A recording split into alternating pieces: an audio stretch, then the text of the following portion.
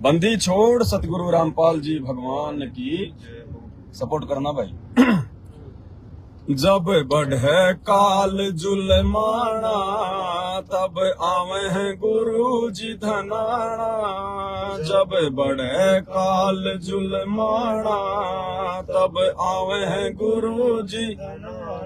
जब इस पृथ्वी पर इस काल का ये जुल्म बढ़ जाता है, जुल्माना यानी काल का जुल्म जब हद से ज्यादा जब बढ़ जाता है, आत्माएं दुखी हो जाती है, हाहाकार मच जाता है, उस समय कहते हैं वो कबीर परमात्मा सतलोक से चलकर और अपने विधि विधान अनुसार हर कलयुग की बिचली पीढ़ी में गांव धनाना में ही प्रकट होता है। ये उनका नियम है, ये उनका विधान है। कहते हैं उत्तर दक्षिण पूर्व पश्चिम क्यों फिरता दाने दाने नू। अरे सर्व कला सतगुरु साहिब की हरि आए हरियाणे नू। वो परमात्मा हरियाणा में प्रकट होता है कलयुग की बिचली पीढ़ी में। जब बढ़े काल जुलमाना तब आवे हैं गुरु जी धनाना। जब बढ़े काल जुलमाना तब आवे हैं गुरु जी धनाना। भाई और बहनों, जिस घर में सतगुरु की महिमा होती है, सतगुरु तो दुनिया भर के, हिंदुस्तान में लाखों सतगुरु मिल जाएंगे आपको। और जब से ये YouTube चला है तब से तो दुनिया भर के करोड़ों सतगुरु बन गए। कोई आचार्य बन गया, कोई क्या बन गया, दुनिया भर के लोग अपनी फैकोलॉजी में लगे रहते हैं। लेकिन असली सतगुरु साहिब से सतगुरु भय, सतगुरु से भय संत, धर धर वेख विशाल अंग, वो खेल आदि और अंत। जो सच्चा ज्ञान दे, जो शास्त्रों के अनुसार ज्ञान दे, जो सच्ची भक्ति करवाए और जो भगत को सर्व लाभ दे, खड़े खड़े लाभ दे, उसके दुखों को दूर करे, कोडी को काया दे, बांझ को बेटा दे, निर्धन को माया दे, दुखी को सुखी करे, धरती को खुशहाल करे, वो होता है सच्चा सतगुरु। और वो सच्चा सतगुरु केवल एक है वर्तमान में, सतगुरु रामपाल जी भगवान। और ऐसे भगवान की जहां भी महिमा होती है, देखो भगवान की महिमा उसी समय सफल होगी जब हम अपने सतगुरु के अलावा सौपन में भी किसी और को भगवान नहीं मानेंगे। जब तक हम अपने घर में वो दाढ़ी मूंछ वाले कबीर जी की 650 साल पुरानी काल्पनिक नकली फोटो को रखेंगे दरबार में या अपने घर पर, दादा गुरु जी की फोटो रखेंगे, गरीबदास जी की फोटो रखेंगे, पंडित चिदानंद जी की फोटो रखेंगे, या किसी भी साधु संत महात्मा की फोटो रखेंगे, तब तक हम सतगुरु महिमा के लायक नहीं बन सकते, सतगुरु महिमा के योग्य नहीं बन सकते। हम महिमा अवश्य करेंगे लेकिन परमात्मा उसको स्वीकार नहीं करेगा। क्यों? क्योंकि हम दोगले हैं, दोगले। हम एक को ना पूज के, एक को ना मान के, हम तो 5-5 को मान रहे हैं। आज भी 90% संगत के घरों में नाम दीक्षा के समय जो फोटो दी जाती है, जिसमें बीच में गुरुजी और चारों दिशाओं में 4 महापुरुष बैठे हैं, एक तरफ दाढ़ी मूंछ वाले कबीर जी, एक तरफ गरीबदास जी, एक तरफ दादा गुरु जी, एक तरफ पंडित चिदानंद जी।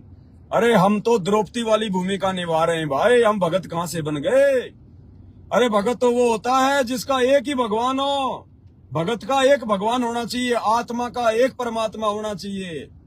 हमें तो इस काल ने द्रौपदी बना दिया बिना ज्ञान के। हम 5-5 को पूज रहे हैं। बहुत सारे लोग कहेंगे भाई गुरुजी भी तो दिया करते थे वो फोटो। अरे गुरुजी क्या करे भाई, जब तक आप गुरुजी को भगवान नहीं मानोगे, गुरुजी को ही परमात्मा नहीं मानोगे, तब तक भाई गुरुजी उस दाढ़ी मूंछ वाले को भगवान भी बताएगा, उस दाढ़ी मूंछ वाले कबीर जी का प्रकट दिवस भी मनवाएगा, वो तो सारा काम करेगा भाई। और जिस दिन आप ज्ञान आधार से अपने गुरुजी को ही भगवान मान लोगे, आप कबीर जी मान लोगे, उस दिन आपको जरूरत नहीं पड़ेगी बाकी फोटोओं की। दाढ़ी मूंछ वाले कबीर का जून में प्रकट दिवस मनाने की कोई जरूरत नहीं पड़ेगी आपको। केवल आप अपने गुरुजी का प्रकट दिवस मनाओगे 8 सितंबर को। तो भाई और बहनों, 90% संगत तो पांडवों की पत्नी द्रौपदी की भूमिका निभा रही है, जिनके 5-5 पति हैं, 5-5 पति संत रामपाल जी सहित जिनके 4 पति और हैं। वो पतिव्रता आत्मा नहीं है, वो पतिव्रता पद की भक्ति नहीं कर रही, वो तो व्यभिचारिणी भक्ति कर रही हैं, वैश्या भक्ति कर रही हैं। और जब तक हम लोग ये वैश्या भक्ति करेंगे, क्योंकि वैश्या के कई पति होते हैं, गिनती नहीं होती है, उस वैश्या को कोई भी इज्जत और सम्मान नहीं देता, उसको पतिव्रता नहीं कहा जाता। तो इसी प्रकार जो आत्माएं एक अपने सतगुरु रामपाल जी भगवान के अलावा अपने घर में यदि किसी और साधु संत महात्माओं की फोटो रखते हैं, अपने दरबार में रखते हैं, या उन साधु संत महात्माओं में कोई आस्था है या उनको भगवान मानते हैं, तो भाई और बहनों, हम लोग द्रौपदी वाली भूमिका में हैं, द्रौपदी वाली भूमिका में हैं। और जब तक हम द्रौपदी वाली भूमिका में रहेंगे तब तक भगवान हमारा सहायता नहीं करेगा। ये काल ऐसे ही आपका चीर हरण करता रहेगा। और जब द्रौपदी ने सबसे आस्था हटा के जब उसका चीर खींचा जा रहा था, नंगा किया जा रहा था भरी सभा में महाभारत के समय, जब द्रौपदी ने अपने पांचों पतियों से अपनी आस्था हटा ली, ये तो निकम्मे है भाई, ये कुछ नहीं करने के, और एक सुरती अपने गुरु में लगाई। उस समय उसने श्री कृष्ण को अपना गुरु बना रखा था। उसने सबसे उम्मीद छोड़ के सबकी तरफ ध्यान हटा के अपने गुरुदेव में ध्यान लगाया। उस समय वो कबीर भगवान सबका गुरु, मालिक ने गोरखनाथ को कहा था, गोरखनाथ मैं गुरुओं का गुरु, मैं सबका गुरु हूँ। वो गुरुओं का गुरु, बाबाओं का बाबा कबीर भगवान, जो आज संत रामपाल जी के रूप में धरती पर प्रकट है, उन्होंने श्री कृष्ण जी के माध्यम से फिर उसकी रक्षा करी। तो इसी प्रकार भाई और बहनों, पतिव्रता पद की भक्ति करनी है तो अपने घर से सभी फोटोओं को बाहर कर दो, केवल अपने मन मंदिर में, अपने दिलो दिमाग में अपने गुरुदेव भगवान को बैठाओ। तो कहते हैं ऐसी आत्माएं जो अपने गुरुजी पर आश्रित हो जाती हैं, उनके अलावा किसी को भगवान नहीं मानती, अपने गुरुजी के अलावा किसी और के चक्कर में नहीं पड़ती है, किसी और की बातों में वो नहीं आती है। ऐसी आत्माएं कहीं भी बैठ के सतगुरु की महिमा करें, अपने घर पर या कहीं भी, परमात्मा उन आत्माओं के चारों तरफ एक रक्षा कवच बना देता है, अपना आशीर्वाद। यूं जैसे परमात्मा कहते हैं ना, मालिक आशीर्वाद देते तो निरंतर वो किरणें उस जगह पे फूटती रहती हैं। काल आसपास भी नहीं आ सकता, प्रयास करेगा तो भी कुछ नहीं कर सकता। तो वर्तमान में हम कुछ भगत भाई सेवा में आते जाते समय जो इस गाड़ी में मालिक की महिमा कर रहे हैं, अपनी यात्रा भी कर रहे हैं और मालिक की महिमा भी कर रहे हैं।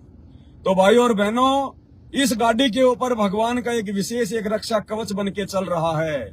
एक विशेष परमात्मा की मेहर बरस रही है, किरणें फूट रही हैं, क्योंकि यहाँ पे सतगुरु की महिमा हो रही है। सतगुरु की विशेष नजर है इस गाड़ी पर, अपने उन तमाम भक्तों पर, चाहे वो अपने घर पर बैठ के करें, चाहे अपने किसी ऑफिस में बैठ के मालिक की महिमा करें, चाहे अपने काम धंधे पे मालिक की महिमा करें।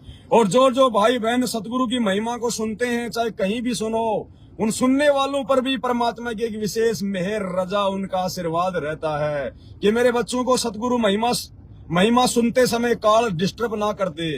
जैसे हमें सतगुरु महिमा करते समय काल डिस्टर्ब ना करे, उसी प्रकार परमात्मा सुनने वालों पर भी विशेष आशीर्वाद रखता है कि कहीं सतगुरु महिमा सुनते समय काल इनको डिस्टर्ब ना कर दे।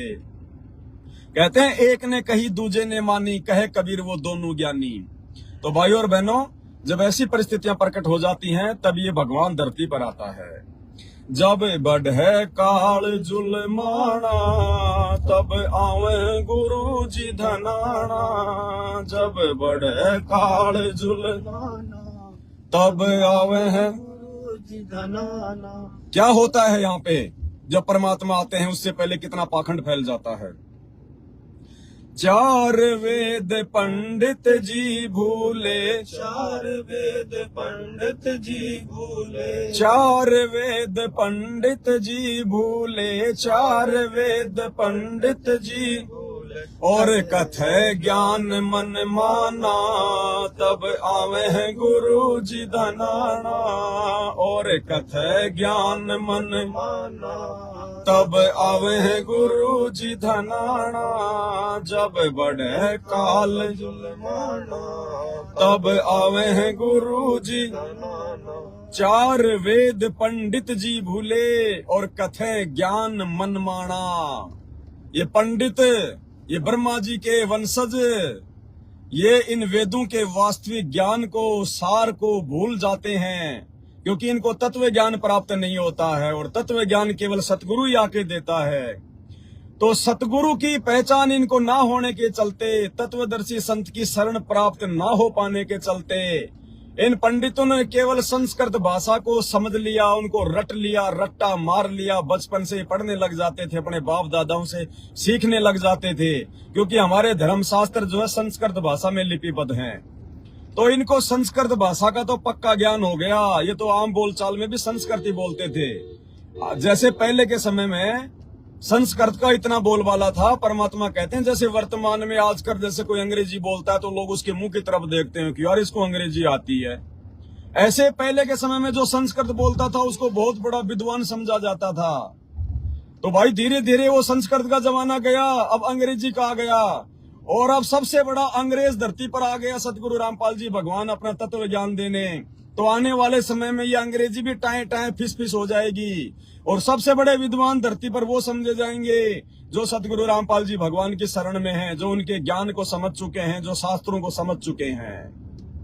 तो उन पंडितों को केवल संस्कृत का ज्ञान था, और संस्कृत को पढ़ पढ़ के, क्योंकि वेदों में गीता जी में जो श्लोक लिखे हुए हैं वो संस्कृत भाषा में है, परंतु उन शब्दों का जो मीनिंग का जो अर्थ है, जो सार है, वो पंडित जी नहीं समझ पाए। संस्कृत तो उन्होंने पढ़ ली कि अग्नि तनुरसी विष्णवे तवा सोमस्य तनुरसी कबीर अंगारी यसी भंबारी यसी सवर ज्योति रित धामासी ओम इति एक अक्षरम ब्रह्म मारण मा मनुष्यमरणम ये प्रियाति तजम देम सयाति प्रमाम गतम। ये तो उन्होंने पढ़ लिया, लेकिन वो उनके सार क्या है, उनका मीनिंग क्या है, उनका रहस्य क्या है, वो कोड वर्ड में है, वो संकेत में है। वो संकेत ये समझ नहीं पाए। अब जैसे 5वीं कक्षा में पढ़ने वाले बच्चे को हिंदी पढ़नी आ जाती है आराम से, और पीएचडी की जो पुस्तक होती है, बीए की जो पुस्तक होती है, वो भी ज्यादातर हिंदी भाषा में होती है हमारे देश में। अब वो 5वीं कक्षा में पढ़ने वाले बच्चे को कोई पीएचडी की पुस्तक लाके दे दे कि बेटा इसको पढ़े, तो वो पढ़ तो देगा उसको। अर्थव्यवस्था के कारण आर्यावर्त की स्थिति गंभीर, अब लेकिन उन शब्दों का अर्थ नहीं समझ पाएगा वो, क्योंकि उसको तो ये ऐसे अनार, आ से आम, ई से इमली, इनका तो पता है, लेकिन वो आर्यावर्त का मतलब क्या होता है, अर्थव्यवस्था का मतलब क्या होता है, गंभीर का मतलब क्या होता है, स्थिति का मतलब क्या होता है, वो 5 साल का बच्चा जो हिंदी पढ़ना जानता है वो नहीं समझ पाएगा और अपना मनमाना ज्ञान बकने लगेगा। तो ये हमारे पंडित भाई जो लोग थे, किसी भी धर्म के मुल्ला काजी जो भी हैं, जो ठेकेदार बने होते हैं अपने अपने धर्मों की पुस्तकों के, इनको केवल भाषा का ज्ञान था, संस्कृत का ज्ञान था, लेकिन वो अर्थ क्या कह रहे हैं, सृष्टि रचना क्या है, उसको नहीं समझ पाए। और जिस कारण से इन्होंने संस्कृत भाषा को और उन वेदों को रोजी रोटी का जरिया बना लिया, रोजी रोटी का साधन बना लिया, पेट कमाई का साधन बना लिया। और हम जो अनपढ़ लोग थे, हमारे पूर्वज जो अनपढ़ थे, वो उनकी मीठी मीठी भाषा को सुन के, उनके लुभावने उन श्लोकों को सुन के, संस्कृत भाषा को सुन के वो मंत्र मुग्ध हो जाया करते थे। ओहो पंडित जी ने क्या बात कही, भाई रिकॉर्ड तोड़ दिया पंडित जी ने कति, क्योंकि वो आधे घंटे तक संस्कृति बोलते रहते थे। हैं तो इस प्रकार से बिजली गिर गई यहाँ पे। अब वेदों में कौन भगवान है, क्या भक्ति है, कैसे जीव को सुख मिलेगा, कैसे मोक्ष होगा, कैसे 84 लाख योनियों से मुक्ति मिलेगी, इस बात की जानकारी वो पंडित ना तो खुद कर पाए, ना फिर समाज को बचा पाए। और उल्टी साधना के चलते चलते चलते चलते समाज में इतनी गिरावट आ गई, क्योंकि लोग जो है सही भक्ति नहीं करेंगे तो सही प्रकार से दान धर्म भी नहीं करेंगे, कोई भक्ति का जो कर्म है वो भी उनका सही नहीं बनेगा। जिस प्रकार से धर्म में जो है गिरावट आती चली गई, भक्ति में गिरावट आती चली गई। अब आपको हो रहा मलेरिया, खाओगे आप जो है मतलब कैंसर की दवाई, आपको रोग है मलेरिया का, खाओगे कैंसर की दवाई तो रोग बढ़ेगा, कटेगा नहीं। तो इसी प्रकार भक्ति तो करें भगवान की, लेकिन पंडितों ने भक्ति बता दी हमारे को वो उल्टी देवी देवताओं की, छोटे मोटे भैरव भूत की। तो भगवान कहां से मिलेगा, कैसे मिलेगा परमात्मा। तो कहते हैं 4 वेद पंडित जी भूले और कथे ज्ञान मनमाना। ऐसी स्थिति देख के कहते हैं फिर वो आवे हैं गुरु जी धनाना, कि नालायकों ने तो काल प्रेरणा से मेरे बच्चों का सत्यानाश कर दिया, इनको 84 में लेके जाएंगे, ये खुद भी जाएंगे ये गुरु। इसलिए वो भगवान, वो कबीर परमात्मा वो गांव धनाना में आता है, वो प्रकट होता है, फिर आके अपना ज्ञान प्रचार करता है, तत्व ज्ञान देता है, अपनी आत्माओं को यथार्थ भक्ति विधि शास्त्र अनुकूल साधना का ज्ञान देता है, उनके 100 दुखों को दूर करता है। ऐसे वो परमात्मा आता है। 4 वेद पंडित जी भूले और कथे ज्ञान मनमाना, जब आवे हैं गुरु जी धनाना।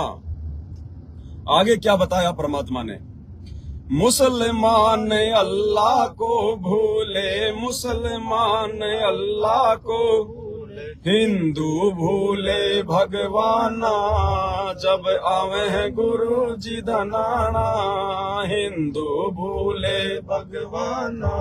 जब आवे गुरु जी धनाना, जब बढ़े काल जुलमाना तब आवे गुरु जी धनाना, जब बढ़े काल जुलमाना तब आवे गुरु जी धनाना।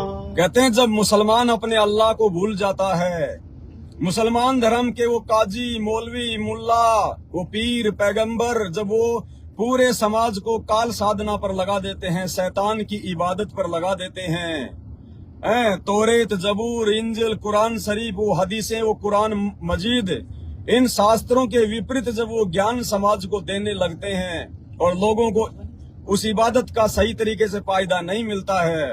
अरे हजरत मोहम्मद जी जिनको परमात्मा आके मिले, उनको अच्छा ज्ञान दिया, हालांकि बाद में उनको शैतान ने आके उनको भ्रमित कर दिया।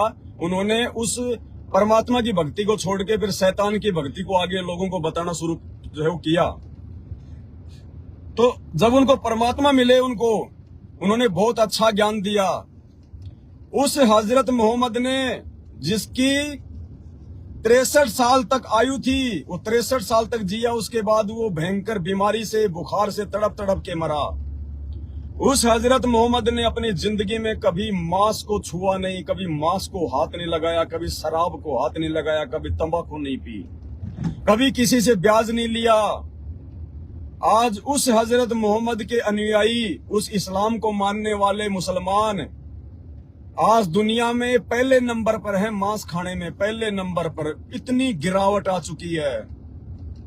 मुसलमान अपने अल्लाह को भूल चुके हैं कि अल्लाह कौन है, वो परवरदिगार कौन है, वो मौला कौन है।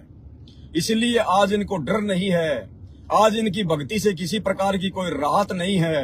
आज हॉस्पिटल में जाओ, मुसलमान भी बेड पे मिलेगा, हिंदू भी बेड पे मिलेगा।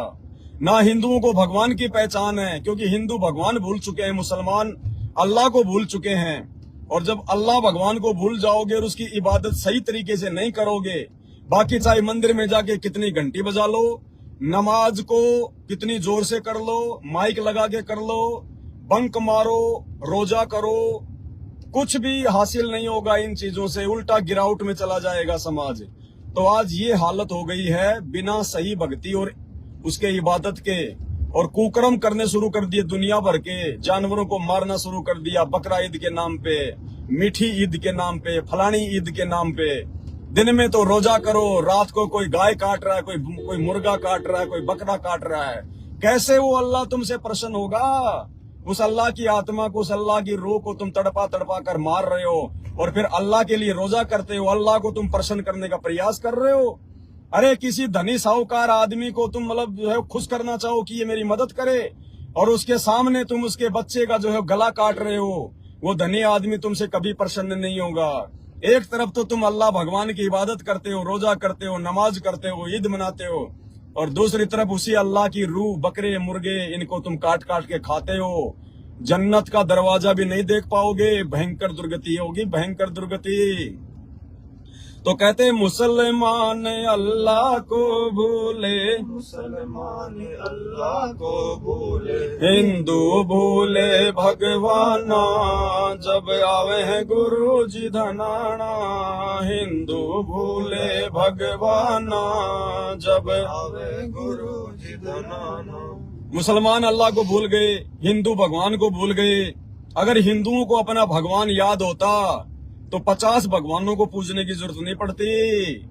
अरे सोमवार को शंकर जी का व्रत कर लेते हैं, मंगलवार को हनुमान जी को भगवान बना लेते हैं, बुधवार को गणेश जी के मंदिर में चले जाते हैं, बृहस्पतिवार को किसी और जो है कर्म धर्म में लगे रहते हैं, शुक्रवार को संतोषी माता की कथा कर लेते हैं, सत्यनारायण की कथा कर लेते हैं, शनिवार को शनि महाराज के तेल चढ़ाने पहुंच जाते हैं, रविवार को भैरू जी के शराब चढ़ाने पहुंच जाते हैं, तो कभी दुर्गा माता के चले जाते हैं। अगर तुम्हें भगवान की जानकारी होती तो 50 को पूजने की जरूरत नहीं होती। अरे 100 आदमियों की भीड़ में जिस आदमी को अपने बाप की शक्ल याद है, अपने बाप की पहचान है, वो दूसरे को जाके अपना बाप नहीं बता सकता। वो 10 आदमियों के सिर पे जाके हाथ नहीं रखेगा कि हो सकता है ये मेरा बाप होगा, हो सकता है ये मेरा बाप होगा, हो सकता है ये मेरा बाप होगा। वो सीधा अपने बाप को जाके बोलेगा चलो पिताजी अपने घर पे चलते हैं, खाना खाइए। क्यों? क्योंकि उस आदमी को अपने बाप की पहचान है। वो 100 शक्लें भी उसके बाप के जैसी ही हैं, लेकिन अपने बाप को वो बेटा पहचान लेगा। तो भाई अगर हिंदुओं को अगर अपने भगवान की पहचान होती, क्योंकि भगवान तो एक होता है ना, सबका मालिक एक। साईं बाबा क्या कहते थे, सबका मालिक एक। वो साईं बाबा को भी नहीं पता था कि सबका मालिक एक कौन है, वो खाली बोलता ही बोलता था। उसने कभी जिंदगी में नहीं बताया कि सबका मालिक एक कौन है, उसका नाम क्या है, जिंदगी में नहीं बताया।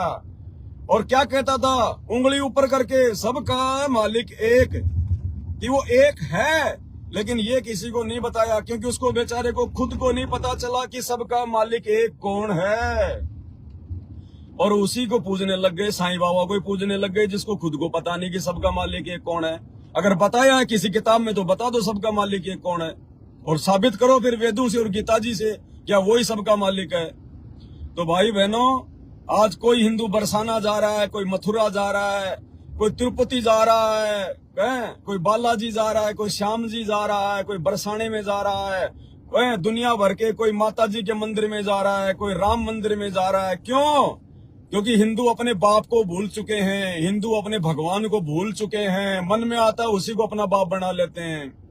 रास्ते में किसी ने कोई छोटे से पत्थर को लाल करके रख दिया, 2-4 वहां पे पतासे रख दिए, हिंदू उसको भी अपना बाप बना लेगा, मत्था टेक लेगा, जय हो बाबा की, जय हो बाबा की। अरे कितने बाप बनाओगे भाई। यही हालत मुसलमानों की हो रही है। हर बस स्टैंड के बाहर, हर रेलवे स्टैंड के बाहर इनके बाप मिल जाते हैं।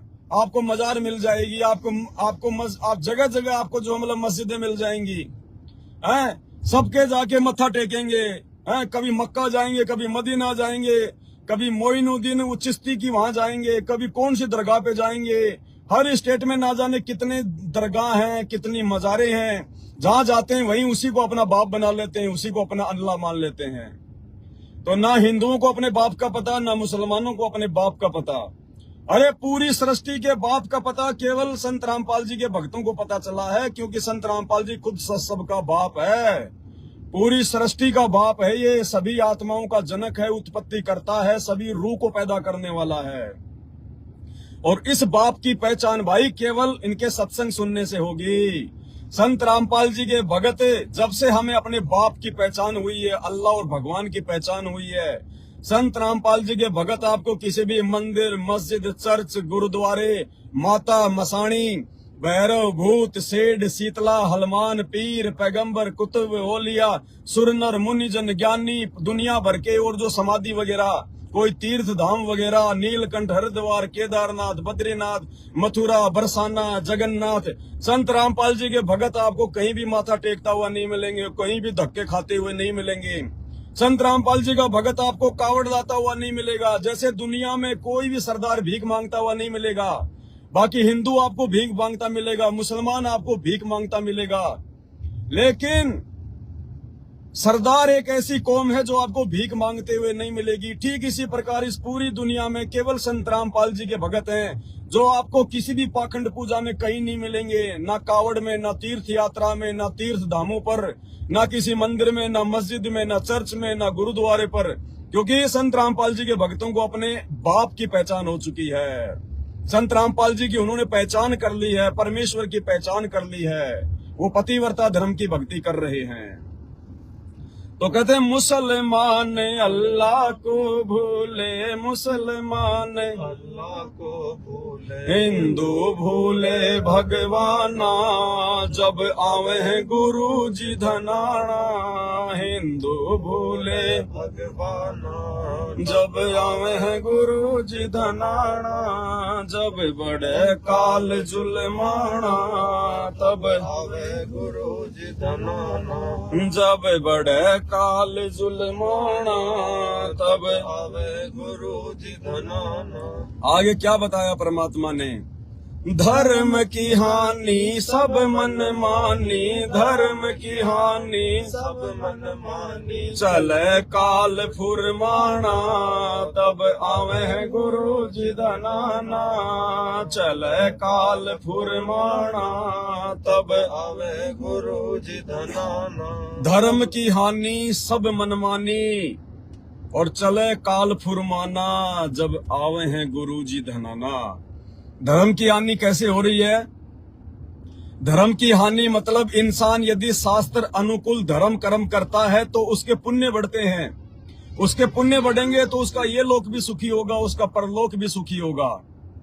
अब क्या हो गया, इन नकली गुरुओं को, नकली मुल्ला मौलवियों को, नकली धर्म गुरुओं को, शंकराचार्यों को धर्म कर्म की जानकारी है नहीं, क्योंकि इनको शास्त्रों का ज्ञान नहीं, इनको तत्व ज्ञान नहीं। अब ये दुनिया बेचारी जाके उन पाखंड पुजारियों को धर्म करती है, वहां भंडारे करवाती है, उनको पैसा चढ़ाती है, उनको सोने चांदी के वो छत्र चढ़ाती है।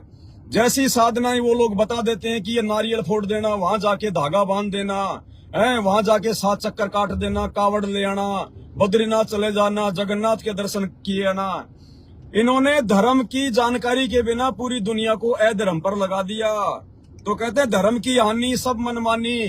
ये धर्म की हानि हो रही है, आत्माएं अपने मानव जीवन को बर्बाद कर रही हैं, अपनी समासों को बर्बाद कर रही हैं, और हर प्रकार, हर क्षेत्र में, हर समाज में, हिंदू मुस्लिम सिख ईसाई, धर्म के नाम पर मनमानी हो रही है। मनमाना आचरण, मनमाना पाखंड, अज्ञान फैला दिया गया है। तो धर्म की हानि हो गई धरती पर, और धरती पर धर्म की हानि होने से फिर पाप बढ़ता है, अशांति बढ़ती है, प्राकृतिक आपदाएं आती हैं, एक दूसरा देश एक दूसरे दुश्मन को खाने को दौड़ता है, उनका शत्रु बन जाता है, समय पर बरसात नहीं होती है, इंसानों के आचार विचार व्यवहार बोलचाल सब कुछ बर्बाद हो जाती है, नेक नीति इंसानियत मानवता समाप्त होने लगती है, बाप बेटे के बीच में कोई इज्जत नहीं होती, माँ बेटी के बीच में कोई इज्जत नहीं होती है, छोटे बड़े की कोई लिहाज नहीं होती है। इंसान केवल पैसे को अपना बाप बना लेता है, माया के लिए पता नहीं कितने कुकर्म कर देता है, काम धंधे में मिलावट, बेईमानी, चोरी जारी, रिश्वतखोरी, दुनिया भर का पता नहीं कितना अपना जो है मनमाना आचरण वो फैला देता है और पाप का भागी बन जाता है। तो कहते हैं धर्म की हानि सब मनमानी, और चले काल फुरमाना। काल फुरमाना मानी एक इस ब्रह्मांड का नकली भगवान शैतान, मुसलमान जिसको शैतान कहते हैं, हिंदू जिसको काल कहते हैं। कहते हैं फिर इसका फुरमान चलता है, ये ऊपर से जो भी कुप्रेरणा करता है उसी हिसाब से दुनिया को चलना पड़ता है मजबूरन। क्यों? क्योंकि हमारे शरीर में 2 एलिमेंट है, एक मन और एक आत्मा। आत्मा परमात्मा की है, मन इस काल का है। जब हम शास्त्रों के विरुद्ध भक्ति करेंगे, कुकर्म करेंगे, तो मन को उसकी खुराक मिलती है, मन का प्रभाव ज्यादा होता है। फिर वो काल, वो शैतान अपना फुरमान उस मन को भेजता है, मन के माध्यम से। अब जैसे देश का कोई प्रधानमंत्री है, वो धर्म कर्म से दूर है, सही भक्ति नहीं करता है, तो उसके अंदर मन का प्रभाव ज्यादा है। शैतान उसको प्रेरणा करेगा उसके मन के माध्यम से, वो नई नई कोई ऐसी स्कीम चला देगा जिससे दुनिया बर्बाद हो जाती है, लोगों का जीवन अस्त व्यस्त हो जाता है, कि भाई आपको ये टैक्स देना पड़ेगा, आपको इतना प्रतिशत आपको टैक्स देना पड़ेगा, आपके ऊपर ये प्रतिबंध लगाया जाता है, आपको ये किया जाता है।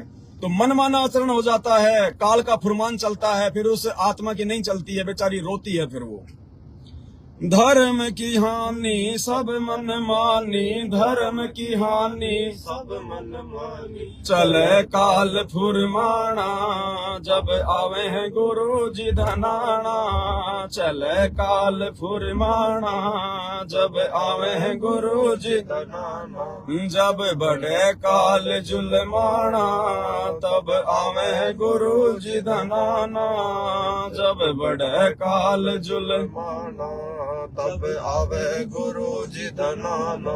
आगे क्या बताया परमात्मा ने, और फिर कैसी परिस्थितियां उत्पन्न हो जाती हैं जब परमेश्वर को सतलोक से चलकर गांव धनाना में प्रकट होना पड़ता है। कर्म कांड और करते पाखंड, कर्म कांड और करते पाखंड, ये पहन के भगवा बाणा, तब आवे हैं गुरु जी धनाना। ये पहन के भगवा माना, तब आवे हैं गुरु जी धनाना। जब बढ़े काल जुलमाना, तब आवे हैं गुरु जी। धनाना, क्या कहते हैं? कर्म कांड और करते पाखंड, ये पहन के भगवा वाणा। आप देख रहे हो, ये भगवा वाणा पहन के 200-300 रुपए के वो गेरवे कलर के लाल कपड़े पहन के, हाथ में कमंडल लेके, दाढ़ी मूंछ बढ़ा के, हैं? और क्या करते हैं फिर ये लोग? ना किसी को कोई अच्छी बात बताते हैं, खुद आपको दिन में तो भीख मांगते हुए नजर आएंगे, घर घर जाके अलख निरंजन अलख निरंजन दुनिया भर की भीख मांगेंगे, और शाम को आपको दारू के ठेके पे मिलेंगे, मांस मदिरा की दुकान पे मिलेंगे, बकरे की टांग खाते हुए मिलेंगे, हैं? ना लेटरिन के हाथ धोते, लेटरिन कर लिया उठ लिए, कहीं भी प्लेटफार्म पे पड़ जाएंगे। क्यों? क्योंकि भगवान की भक्ति नहीं है उनके पास में, जिस कारण भगवान का आशीर्वाद नहीं है। अन्यथा भगवान के भगत को दुनिया के आगे हाथ फैलाने की जरूरत नहीं पड़ती है। कहते हैं मांगे सो ही बढ़वा कहिए, दर दर फिरे अज्ञानी, और जोगी जोग संपूर्ण जिसका मांग न पीवे पानी। परमात्मा कहते हैं मरूं पर मांगू नहीं मैं तन अपने के काज, मरूं पर मांगू नहीं मैं तन अपने के काज। ऐसी कुछ वाणी है मालिक की। तो कहते हैं जो भगवान का भगत बन जाता है फिर उसको मांगने की जरूरत नहीं हो, तो लोगों को दिया करता है, लोगों को दिया करता है। लेकिन आज देख लो क्या हाल हो गया इन लोगों का। लाल कपड़े पहन के दुनिया की नजरों में साधु संत महात्मा बन के, कोई तो रुद्राक्ष बेच बेच के अपना पेट पाल रहा है, कोई रोड पे बिछा के कपड़ा वो पत्थर वगैरह स्टोन वगैरह जेम्स वगैरह रख लेगा, लाल काले पीले नीले, तू अंगूठी में पहन ले तेरा ये हो जाएगा। कोई आपको रोड पे खड़ा हुआ मिलेगा, दिए बाबा, माता तेरे आशीर्वाद दे, माता तेरे घर में ये कर दे, माता तेरे को सुख दे रहा है। अगर माता अगर तेरी गुलाम है और माता तेरे कहने से अगर मुझे सुख देगी तो पहले अपनी हालत सुधार ले भाई। तू क्यों रोड पे खड़ा होकर भीख मांग रहा है? अगर माता तेरे कहने से अगर चलती है तो सारा सब कुछ पाखंड फैला दिया इन साधु संतों महात्माओं ने। ये तो छोटे छोटे साधु संतों की बात है, और वो बड़े बड़े साधु संत महात्मा, वो बड़े बड़े संत महंत्र 1008 की उपाधि के अधिकारी, 108 की उपाधि के अधिकारी, महामंडलेश्वर फलाने अखाड़े का चारों शंकराचार्य, ये क्या कर रहे हैं ये हैं? कोई आपका ये दुनिया भर के पाखंडी, कोई इनके नाम भी नहीं ध्यान आते हमारे को। तो कोई प्रेमानंद, कोई रितेश्वर, कोई वो ठाकुर, क्या नाम है उसका, क्या नाम वो ठाकुर, वो कथा कहता है कोई देवकीनंदन ठाकुर है। तो एक वो सारा दिन झूठ बोलता रहता है, उसका क्या नाम है, अनिरुद्धाचार्य। तो कोई वो बागेश्वर में तेरे चाचा का नाम ये, तेरी मम्मी का नाम ये है। तू का सोच के आयो है बंडिया, तू का सोच के आयो है? तुम्हारी तो ठटरी बांध दे हुए। ये दुनिया भर के पाखंडी, इन्होंने ये भगवा बाणा पहन के, धर्म का बाणा पहन के, धर्म की आड़ में परमात्मा की आत्माओं को भटकाना शुरू कर दिया, भरमाना शुरू कर दिया, अपना पेट भरना शुरू कर दिया। आने वाले समय में परमात्मा इनसे चुन चुन के बदला लेगा। आप देख लेना भाइयों और बहनों, 2028 के बाद इनकी वो हालत हो जाएगी, ये रोड पे खड़े होकर भीख मांगेंगे तो कोई भीख भी नहीं देंगे। क्यों? क्योंकि सब लोग संत रामपाल जी के भगत बन जाएंगे। जितने भी महाविनाश के समय में लोग जो है बचेंगे, वो सब संत रामपाल जी की शरण में आ जाएंगे। और संत रामपाल जी का नियम है कि भिखारी को भीख नहीं देना, खाना खिला दो लेकिन भीख नहीं देना। तो ये जितने भी संत महंत शंकराचार्य मंडलेश्वर ये कथावाचक रोड पे खड़े होके भीख मांगेंगे, इनको कोई भीख भी नसीब नहीं होगी। इन्होंने इतना भ्रमित कर दिया है धर्म कर्म के नाम पे समाज को। तो कहते हैं कर्म कांड और करते पाखंड, ये पहन के भगमा बाणा, जब आवे हैं गुरु जी धनाना। उस समय वो परमात्मा, वो कबीर भगवान, वो दयालु परमात्मा सतगुरु रामपाल जी भगवान धरती पर आते हैं, प्रकट होते हैं, अपनी आत्माओं को धर्म कर्म की सही जानकारी देते हैं, यथार्थ में गीता जी का ज्ञान देते हैं कि बच्चों गीता जी का श्लोक ये कह रहा है, भगवान कौन है, भक्ति क्या है, ब्रह्मा विष्णु महेश कहाँ तक के भगवान है, देवी देवता कहाँ तक के भगवान है, मुसलमानों का अल्लाह कौन है, हिंदुओं का भगवान कौन है, तत्वदर्शी संत कौन है, जिससे नाम उपदेश लिए बिना चाहे लाख जन्म भक्ति कर लो कोई फायदा नहीं है। यथार्थ ज्ञान फिर वो परमात्मा आके देता है। वो इन लाल कपड़े पहन के या पीले कपड़े पहन के या दुनिया भर का आडंबर करके आम जनमानस के सामने जो महात्मा बने बैठे हैं, उनके अज्ञान को, उनके द्वारा बताई गई भक्ति साधना को, उनके मंत्रों को, उनके सत्संगों को दिखा दिखाकर पूरी दुनिया को शास्त्रों से मेल करके बताता है कि बच्चों देखो भगवान कौन है, भक्ति क्या है। और तुम इन भेड़ियों को भेड़ समझ के तुम इनके सामने जाके बैठे हो, तुम इनको अपना गुरु मान के बैठे हो। ये तो काल के दूत हैं, ये तो काल के फुरमान से तुम्हारे को 84 लाख योनियों में गधा कुत्ता बनाने के लिए आए हुए हैं। इनकी खुद की तो दुर्गति होगी, इनके फॉलोवर की भी होगी। तो उन आत्माओं को परमात्मा उन काल पुजारियों के जाल से बाहर निकालता है। जो अच्छी आत्मा होती है, जो भगवान के अच्छे बच्चे होते हैं, वो तो उनके सत्संग को सुन के और सारी बातों को देख के, सोच के, समझ के, क्योंकि भगवान ने हमारे को जो बुद्धि दी है ये अन्य जानवरों से उत्तम बुद्धि है। हम लोग किसी की बातें सुनकर विचार कर सकते हैं, सोच विचार कर सकते हैं, चिंतन मनन कर सकते हैं।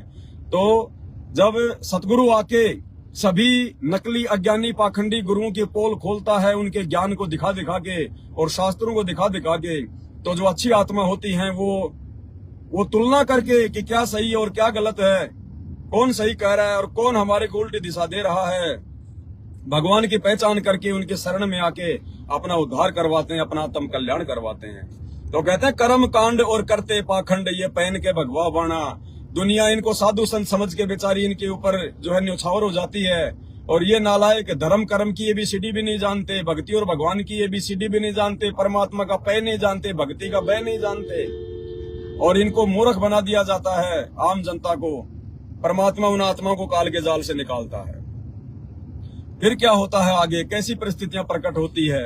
यहाँ से जो लोग उल्टे सीधे कुक्रम करके, उल्टी सीधी भक्ति साधना करके जब काल के हत्थे चढ़ते हैं मरने के बाद, फिर काल उनको तपतशिला पे भून भून के खाता है, भून भून के खाता है उनको तपतशिला के ऊपर। तपतशिला पे तड़प तड़प के, तपतशिला पे तड़प तड़प के सुन के शोर मचाना, जब आवे गुरु जी धनाना। सुन के शोर मचाना, तब आवे गुरु जी धनाना। जब बढ़े काल जुलमाना, तब आवे गुरु जी धनाना।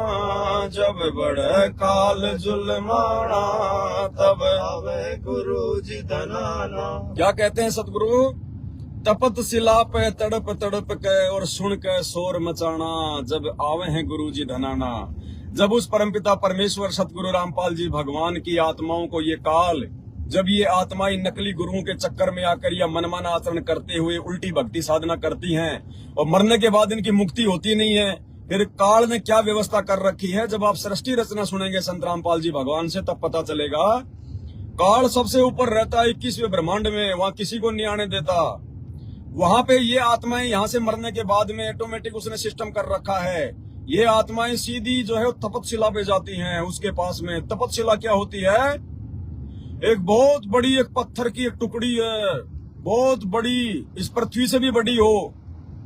वो जो पत्थर की टुकड़ी है वो उस काल की शक्ति से ऑटोमेटिक जो है वो लाल रहती है। जैसे लोहार लोहे को गर्म करता है वो लाल हो जाता है, ऐसे ही वो पत्थर की टुकड़ी, उसका फारेनहाइट, उसका तापमान इतना भयंकर होता है, ऑटोमेटिक वो लाल रहती है। वो जैसे आप सूरज को देखते हो आप जी सुबह सुबह। और ये जितनी भी आत्माएं हैं, ये सभी आत्माएं मरने के बाद में सबसे पहले वही जाती हैं ऑटोमेटिक। और उस तपतशिला के ऊपर काल इनको भून भून के खाता है, जैसे हम लोग जीरा सेकते हैं ना तवे को गर्म करके, ऐसे फिर ये आत्माएं, क्योंकि शरीर तो हम यहाँ छोड़ जाते हैं, शरीर के अंदर जो आत्मा है, जो रूह है, उसका भी शरीर जैसा ही आकार है। वो आत्मा मरती नहीं, उस आत्मा को पीड़ा बहुत ज्यादा होती है लेकिन वो मरती नहीं है। तो आत्मा रूप में वहां पे उनको जलाया जाता है, उनको भूना जाता है।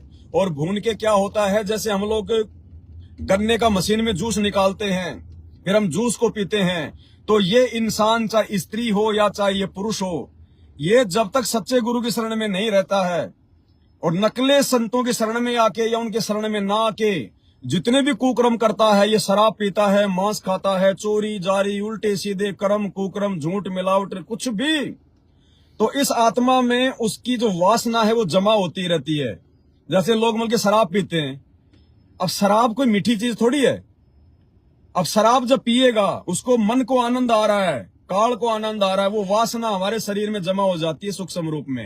ये कंप्यूटराइज बॉडी है परमात्मा की, इसमें बहुत पार्ट हैं, ये इंसान ने नहीं बनाया, ये परमेश्वर ने बनाया है।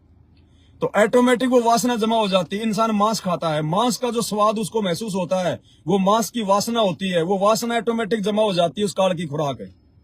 और बाकी ये खा के अपना पेट भर लेता है, सुबह जो हमल के लैट्रिन में निकाल के आ जाता है।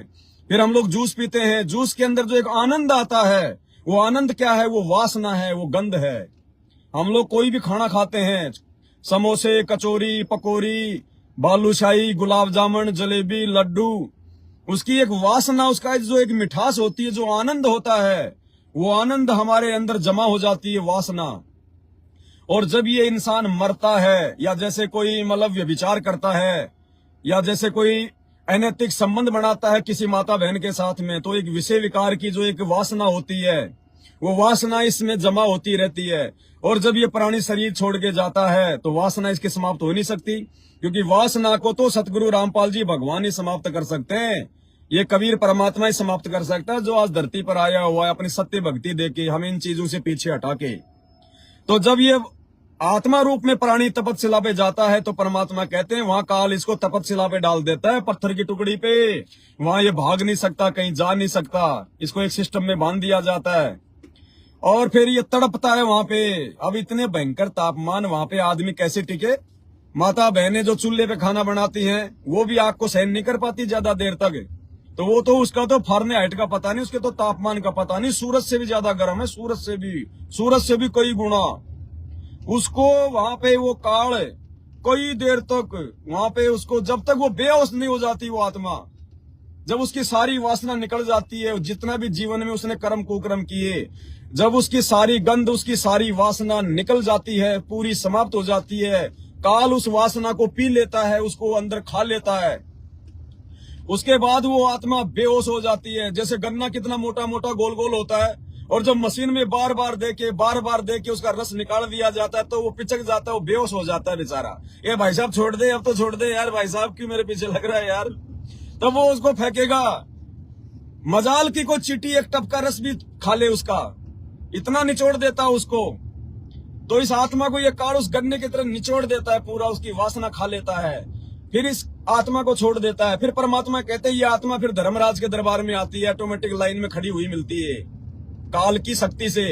फिर धर्मराज वहां पे देखेगा, बेटा तू धरती पर था 20 साल तक, 50 साल तक या 100 साल जिया, बेटा तूने कितने कर्म को कर्म किए, कितनी तूने भक्ति करी, सारा हिसाब किताब निकाल के कि तूने अच्छे कर्म इतने किए, बुरे कर्म इतने किए, अच्छे कर्म के बदले में इतने दिन हम तेरे को स्वर्ग में रखेंगे, देव देवता बनाएंगे, देव देवताओं के नौकर बनाएंगे, और तूने बुरे कर्म इतने किए, इतने वर्ष, इतने युग हम तेरे को जो हम के नरक में ठोकेंगे। जब स्वर्ग और नरक दोनों का समय पूरा हो जाता है, फिर इसको धरती पर नीचे पटक दिया जाता है। थोड़े बहुत अच्छे कर्म होते हैं तो इसको कोई मतलब मानव जन्म मिल जाता है, कोई सेठ बन जाता है, तो कोई भिखारी भी जो है वो बना रहता है। फिर मानव शरीर समाप्त होने के बाद फिर इसको 84 लाख योनियों में गधा, कुत्ता, सुअर बनने के लिए छोड़ जाता है इसको। तो ये दुर्गति होती है।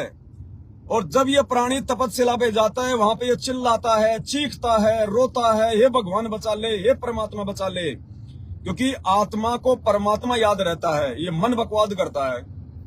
जब विशेष आपत्ति आती है, यहाँ मान लीजिए आपके माता पिता भी हैं, रिश्तेदार भी हैं, और आप किसी की भी भक्ति कर रहे हैं देवी देवता की, लेकिन जब आपके ऊपर कोई विशेष आपत्ति आएगी ना भयंकर, आप भूल जाओगे माता पिता को।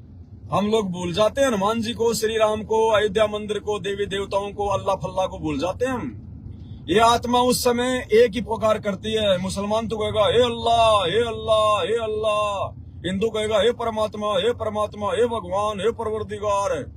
अब ना तो हिंदुओं को पता हुआ परवरदिगार कौन है, और ना मुसलमानों को पता हुआ अल्लाह कौन है। चीखते रहो, चिल्लाते रहो, ऐसे अल्लाह परवरदिगार नहीं आता।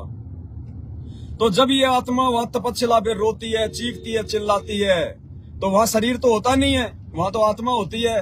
तो आत्मा की पुकार सुन के वो दयालु परमात्मा, वो सत्य पुरुष, वो कबीर भगवान, वो सतगुरु रामपाल जी भगवान, फिर अपने बच्चों का वो चीख पुकार सुन के, उनका शोर शराबा सुन के जब वो तपतशिला पर चीखते हैं, तब वो परमात्मा दया करके हम नीचों के लिए इस धरती पर आता है कि मेरे बच्चों को मैं ज्ञान दूंगा, सृष्टि रचना बताऊंगा कि क्यों तुम यह तपतशिला का कष्ट भोग रहे हो, क्यों तुम गधे कुत्ते सुअर बन रहे हो, क्यों तुम्हारी इतनी दुर्गति हो रही है।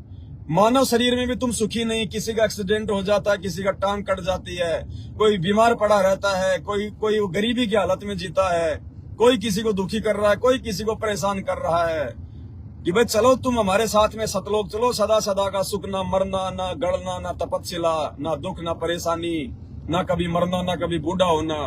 तो जो भाग्यवान आत्मा होती है वो तो अपने बाप की बातों को पहचान जाती हैं, और परमात्मा की भक्ति करके ना उनको तपतशिला पे जाना, ना उनको गधा कुत्ता बनना, ना उनको दोबारा से मानव शरीर लेके सारे दुख भोगने।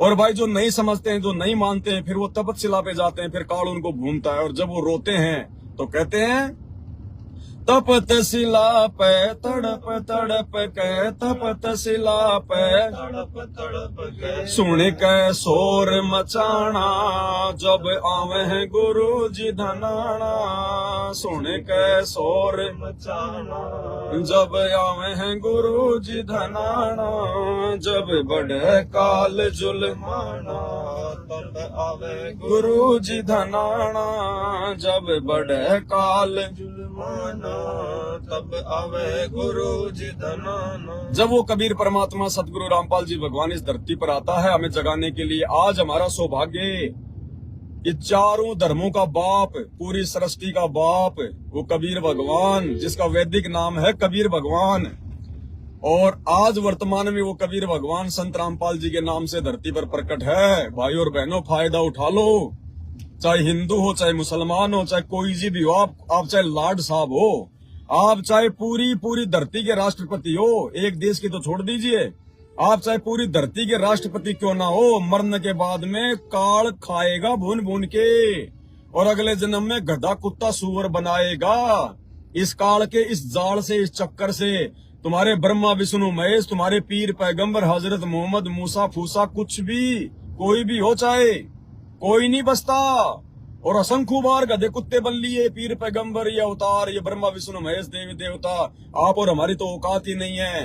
असंख्य बार ये 84 लाख योनियों में जाते हैं, असंख्य बार ये तपस्या पे रोते हैं, तड़पते हैं, और जब कभी इनको धरती पर मानव जन्म मिलता है आप और हमारे को, फिर हम लोग फूल जाते हैं मान बढ़ाई में, अहंकार में। कौन भगवान, क्या भक्ति, कुछ नहीं है। अपने बच्चों को पालो, यही भक्ति है। कहाँ भगवान, विज्ञानी सबसे बड़ा है, विज्ञानी सबसे बड़ा है। उल्टी सीधी बातें करके, संतों की बातें ना सुन के अपना धर्म कर्म बर्बाद कर देते हैं। तो फिर परमात्मा आते हैं समझाने के लिए।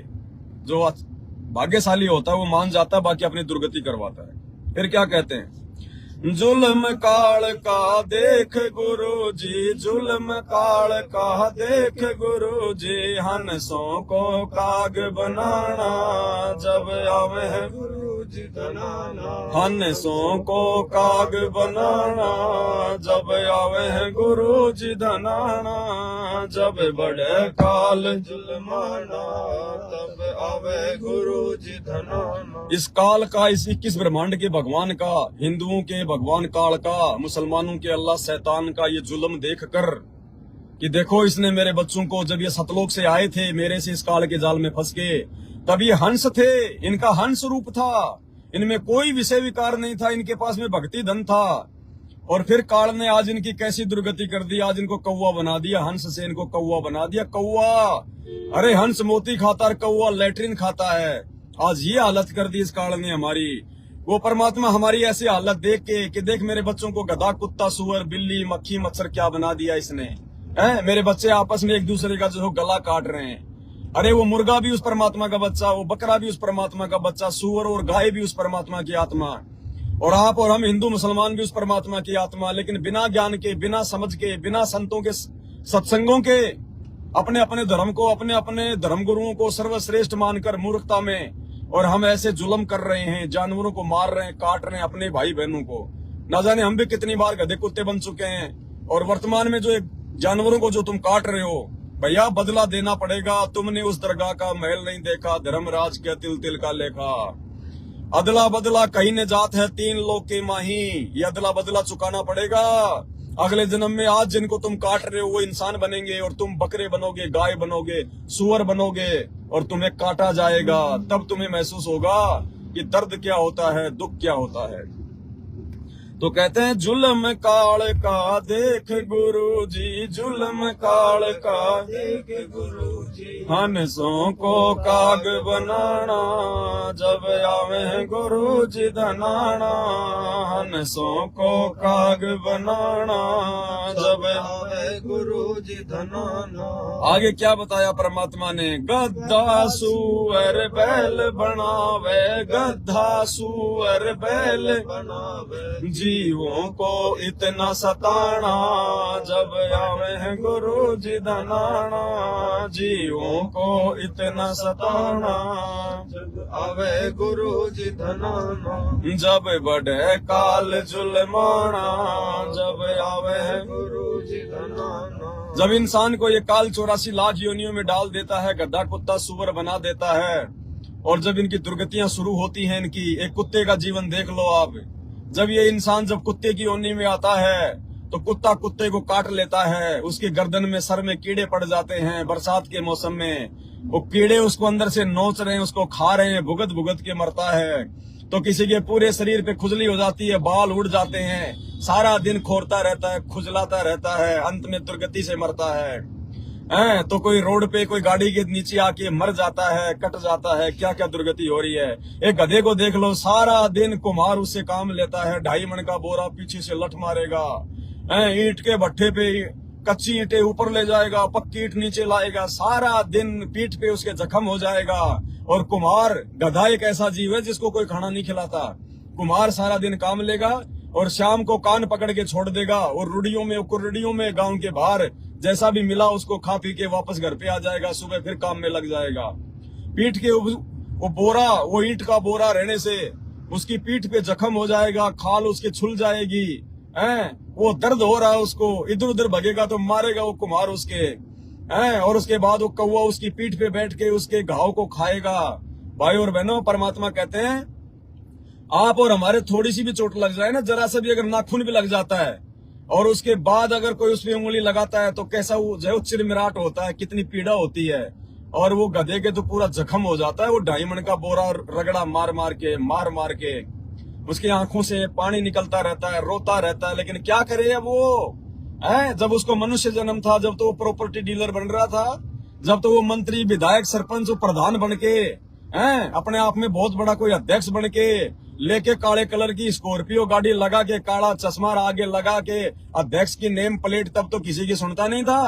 कोई कह दे रहे भाई आजा सत्संग में चले, अपने आत्म कल्याण करवा ले, 2 दिन का जीवन है भाई, कब ये फूक निकल जाए कोई पता नहीं है। ये तेरी गाड़ी घोड़े, तेरी प्रॉपर्टी, तेरे फार्म हाउस ये धरे रह जाएंगे, नंगा होके जाएगा, घर वाले शमशान में जड़ा देंगे, तेरी आधा किलो राख बनेगी और तेरा कोई नाम गांव पता नहीं पूछेगा। उसके बाद में तू सोच रहा मेरे बिना मेरा परिवार नहीं चलता, तेरे मरने के बाद भी ये तेरा परिवार चलेगा, ये दुनिया भी चलेगी। राष्ट्रपति सोचता है कि मेरे बिना देश नहीं चलेगा, तेरे जैसे कितने प्रधानमंत्री मर गए, कितने गए, ये दुनिया लाखों करोड़ों वर्षों से यूं ही चल रही है। ये इसको भगवान चला रहा है, इसको इंसान नहीं चलाता, इंसान की तो गलतफहमी है। वो अफलातून जो आज अपने आप में बहुत बड़ा पैसे वाला बन के बैठा है, किसी से बात नहीं करता, सीधे मुंह, अगले दिन अगले जन्म फिर क्या होता है उसके साथ में, फिर वो गधा बनता है, वो कुत्ता बनता है। फिर कहते हैं शराब पीवे कड़वा पानी, 70 जन्म कुत्ते के जानी।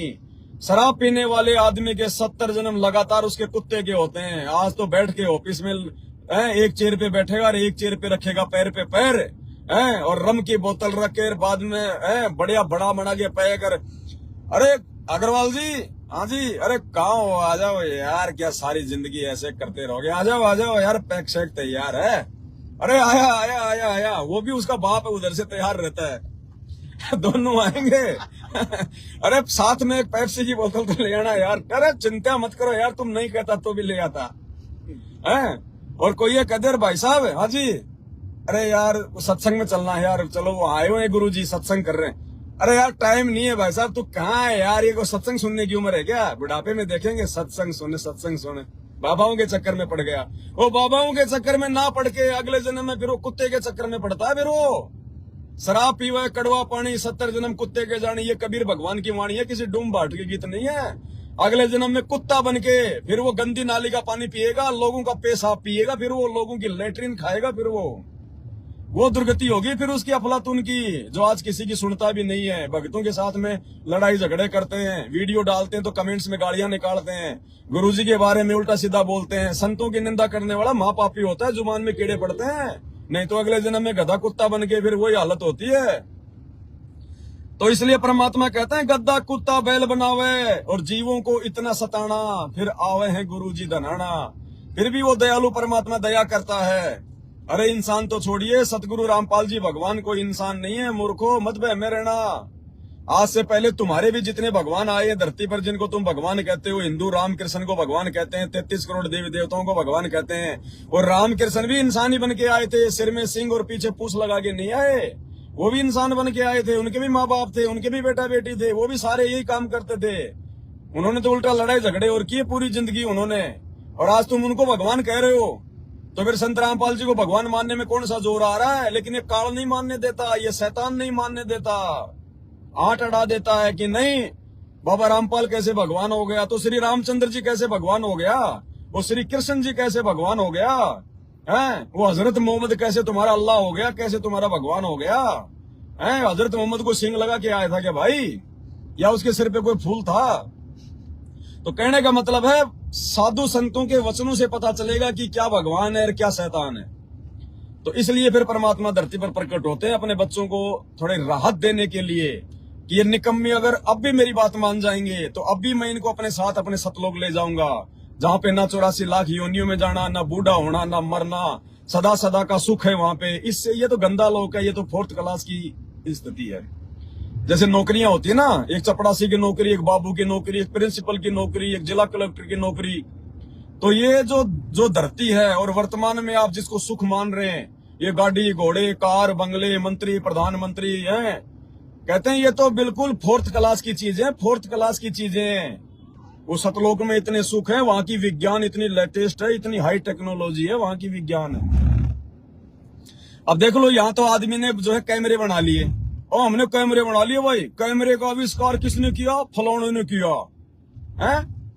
अरे वो कैमरे का जिसने आविष्कार किया उसके कैमरा किसने बनाया? उस कैमरा बनाने वाले का कैमरा किसने बनाया?